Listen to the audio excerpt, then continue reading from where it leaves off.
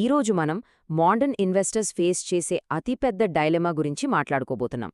అసలు మన కష్టార్జితాన్ని ఎక్కడ పెట్టాలి, మనకి ఏ ప్లాట్ఫామ్ అయితే బెస్ట్, ఈ కన్ఫ్యూజన్ను ఈరోజు పూర్తిగా క్లియర్ చేద్దాం. సో మ్యాటర్లోకి డైరెక్ట్గా వెళ్ళిపోదాం. ఇన్వెస్ట్మెంట్ యాప్ ఓపెన్ చేయగానే సగటు ఇన్వెస్టర్ బుర్రలో మెదిలే అతి పెద్ద ప్రశ్న, డబ్బుని స్మాల్ కేస్లో పెట్టాలా లేక మ్యూచువల్ ఫండ్స్లోనా? చాలామంది ఈ ఒక్క దగ్గరే ఎటూ తేల్చుకోలేక ఆగిపోతారు కదా. ఈ గందరగోళానికి చెక్ పెట్టటానికి మనం ఈరోజు ఫండ్స్ ఇంకా స్మాల్ కేస్ మధ్య ఉన్న ప్రధాన తేగాలు, వాటి లాభనష్టాలు, రిటర్న్స్, ట్యాక్స్, ఇలా అన్ని విషయాలు కవర్ చేస్తాం. చివర్లో ఎవరైనా ఈజీగా ఫాలో అవ్వగలిగే ఒక అద్భుతమైన ఇన్వెస్ట్మెంట్ స్ట్రాటజీని కూడా చూద్దాం. ముందుగా సెక్షన్ 1, అసలు ఈ ఫండ్స్ మరియు స్మాల్ కేస్ అంటే ఏంటో క్విక్గా చూద్దాం. ఈ రెండు హెవీవెయిట్స్ గురించి కరెక్ట్గా అర్థం చేసుకోవడం చాలా ఇంపార్టెంట్. ఉదాహరణకు, మ్యూచువల్ ఫండ్ తీసుకుంటే మనమొక 5,000 ఎస్ఐపి స్టార్ట్ చేశామనుకోండి. దాన్ని ఒక ప్రొఫెషనల్ ఫండ్ మేనేజర్, రిలయన్స్ లేదా ఇన్ఫోసిస్ లాంటి పెద్ద పెద్ద కంపెనీల్లో వాళ్ల ఎక్స్పీరియన్స్ని బట్టి స్ప్రెడ్ చేస్తారు. ఇక్కడ మనకు నేరుగా ఆ షేర్లు రావు, ఫండ్ యూనిట్స్ మాత్రమే వస్తాయి. సింపుల్గా చెప్పాలంటే ఇది పరోక్ష ఓనర్షిప్. కానీ స్మాల్ కేస్ కంప్లీట్గా డిఫరెంట్ గేమ్. ఇది ఎలా ఉంటుందంటే ముందుగానే రెడీ చేసి పెట్టిన ఒక స్టాక్స్ బాస్కెట్ అన్నమాట. For example, IT tracker small case తీసుకుందామనుకోండి. అందులో టీసీఎస్, విప్రో లాంటి షేర్లను మనం డైరెక్ట్గా కొంటాం. అవి నేరుగా మన డీమ్యాట్ అకౌంట్లోనే ఉంటాయి. ఇక్కడ ఫుల్ డైరెక్ట్ కంట్రోల్ మన చేతిలోనే ఉంటుంది. ఇక సెక్షన్ 2, వీటి మధ్య ఉన్న ప్రధాన తేడాలు. అసలు ప్రాక్టికల్గా ఇవి ఎలా డిఫరెంట్ అవుతాయో ఇప్పుడు హెడ్ టు హెడ్ కంపేర్ చేసి చూద్దాం. ఈ కంపారిజన్ చూస్తే ఒక విషయం చాలా క్లియర్ అవుతుంది. మ్యూచువల్ ఫండ్స్ అనేవి మనం పెద్దగా కష్టపడాల్సిన అవసరం లేని ఒక లో ఎఫర్ట్ రూట్. ఇక్కడ డీమ్యాట్ అకౌంట్ కూడా అక్కర్లేదు. కానీ స్మాల్ కేస్కి ఖచ్చితంగా డీమ్యాట్ కావాలి. ట్రాన్స్పరెన్సీ, కంట్రోల్ ఎంత ఎక్కువగా ఉంటాయో దానికి తగ్గట్టే రిస్క్ కూడా అంతే హై లెవెల్లో ఉంటుంది. నెక్స్ట్ పాయింట్కి వెళ్లే ముందు ఈ మ్యాజిక్ ఆఫ్ కాంపౌండింగ్ గురించి ఆలోచించండి. నెలకు ఒక 10,000 రూపాయలు 15 ఏళ్ల పాటు 12% రిటర్న్స్తో సిస్టమాటిక్గా ఇన్వెస్ట్ చేస్తే అది ఏకంగా 50 నుంచి 60 లక్షల రూపాయల భారీ సంపదగా మారుతుంది. మ్యూచువల్ ఫండ్ అప్రోచ్లో ఉన్న అసలైన పవర్ ఇదే. రైట్. ఇప్పుడు సెక్షన్ 3, లాభాలు మరియు నష్టాలు. గుడ్, బ్యాడ్ అండ్ అగ్లీ రెండింట్లోనూ ఉంటాయి కదా. సో అసలు మనం దేనికోసం సైనప్ చేస్తున్నామో కరెక్ట్గా తెలుసుకుందాం. ఫస్ట్, మ్యూచువల్ ఫండ్స్ పాజిటివ్స్ చూస్తే ఇవి అల్టిమేట్ టెన్షన్ ఫ్రీ ఆప్షన్స్. బిగినర్స్కి ఇదొక వరం లాంటిది. కేవలం 500తో కూడా మంత్లీ ఎస్ఐపి మొదలుపెట్టేయొచ్చు. మార్కెట్ ఎలా పడిపోతుందో అన్న టెన్షన్ అక్కర్లేదు. అంతా ప్రొఫెషనల్ ఫండ్ మేనేజరే చూసుకుంటారు కాబట్టి లాంగ్ టర్మ్ వెల్త్ క్రియేషన్కి ఇది పర్ఫెక్ట్. కానీ ఒక చిన్న క్యాచ్ ఉంది. ఇక్కడ కంట్రోల్ అంతా ఫండ్ మేనేజర్ చేతిలోనే ఉంటుంది. మనం సొంతంగా స్టాక్స్ని పికప్ చేసుకోలేము. అలాగే మన పోర్ట్ఫోలియో అప్డేట్స్ అన్నీ నెలకో క్వార్టర్కో తెలుస్తాయి.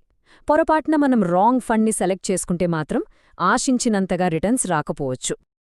మరోవైపు స్మాల్ కేస్ ఒక మైండ్ బ్లోయింగ్ ఫ్లెక్సిబిలిటీ ఇస్తుంది.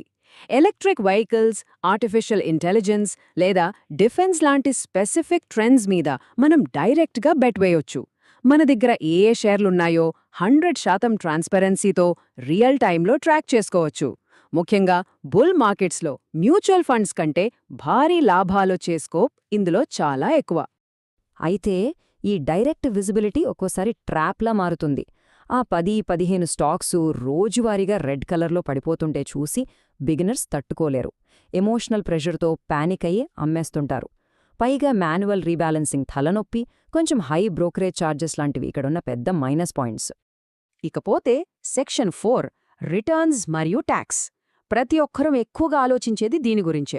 అసలు మనకి ఎంతొస్తుంది, అందులో గవర్నమెంట్ ట్యాక్స్ రూపంలో ఎంత తీసుకుంటుంది? Let's find out. Mutual funds విషయానికొస్తే వాళ్ళు రిస్క్ని ఒక 50 నుండి 100 స్టాక్స్లో స్ప్రెడ్ చేస్తారు కాబట్టి లాంగ్ టర్మ్లో 10 నుండి 14% వరకు స్టెడీగా గ్రోత్ ఉంటుంది. కానీ స్మాల్ కేస్ అలా కాదు. ఇది high reward and extreme high risk game. Creator స్ట్రాటజీని బట్టి 20%కి పైగా జంప్ అవ్వచ్చు, లేదా అదే రేంజ్లో మైనస్లోకి కూడా వెళ్ళిపోవచ్చు. ఇక ట్యాక్స్ ఫైలింగ్ టైం వచ్చేసరికి మ్యూచువల్ ఫండ్స్ చాలా సింపుల్ అనిపిస్తాయి. Just short term, long term calculations ఉంటాయి. కానీ స్మాల్ కేస్తో అసలు కథ మొదలవుతుంది. అక్కడ మనం చేసే ప్రతి బై అండ్ సెల్ ఒక సెపరేట్ ట్యాక్స్ ఈవెంట్ అవుతుంది.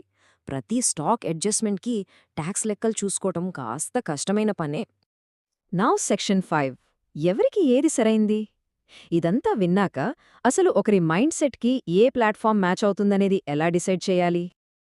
చూడండి, ఒకసారి సెటప్ చేసి వదిలేద్దాం, పెద్దగా టెన్షన్ వద్దు అనుకునే ప్యాసివ్ ఇన్వెస్టర్స్కి మ్యూచువల్ ఫండ్స్ పర్ఫెక్ట్. కానీ మార్కెట్ మీద మంచి అవగాహన ఉండి సెక్టార్స్ని యాక్టివ్గా అనలైజ్ చేయగలిగే స్కిల్ ఉంటే, కొంచెం రిస్క్ తీసుకునే డేర్ ఉంటే గనక స్మాల్ కేస్ ఒక అద్భుతమైన వేదిక. సెక్షన్ 6. Best investment strategy. ఇంతవరకు బాగానే ఉంది, కానీ ఈ రెండిట్లో ఒక్కదాన్ని ఎంచుకోవాలా అంటే అస్సలు కాదు. రెండు చేతులతో ఆడే ఆప్షన్ మనకుంటే ఎలా ఉంటుంది? ఇదిగో, ఇప్పుడు మనం మాట్లాడుకునే అల్టిమేట్ అప్రోచ్ పేరు core plus satellite strategy. Mutual funds ఇచ్చే భద్రతని, స్మాల్ కేజ్ ఇచ్చే స్పీడ్ని కలిపే బెస్ట్ కాంబో ఇది. సింపుల్గా చెప్పాలంటే, బడ్జెట్లో ఒక 70-80% సేఫ్గా మ్యూచువల్ ఫండ్స్లో పెట్టి, మిగిలిన 20-30% మాత్రమే అగ్రెసివ్గా స్మాల్ కేస్లో ట్రై చేయడమే ఈ స్ట్రాటజీ. ఈ పోర్ట్ఫోలియో అరేంజ్మెంట్ ఒకసారి గమనించండి. ఒక 50% నిఫ్టీ 50 లాంటి ఇండెక్స్ ఫండ్స్లో, ఇంకో 20% ఫ్లెక్సీక్యాప్ ఫండ్స్లో పెడితే బేస్ చాలా స్ట్రాంగ్గా ఉంటుంది. ఇక మిగిలిన 30%తో స్పెసిఫిక్ మార్కెట్ ట్రెండ్స్ని స్మాల్ కేస్ ద్వారా చేస్ చేయొచ్చు. సేఫ్టీకి సేఫ్టీ, ఎక్స్ట్రా గ్రోత్కి గ్రోత్. ఒకవేళ ఎవరైనా ఇప్పుడే ఇన్వెస్ట్మెంట్ జర్నీ స్టార్ట్ చేస్తుంటే కళ్ళు మూసుకుని ఈ రోడ్ మ్యాప్ ఫాలో అయిపోవచ్చు. స్టెప్ 1.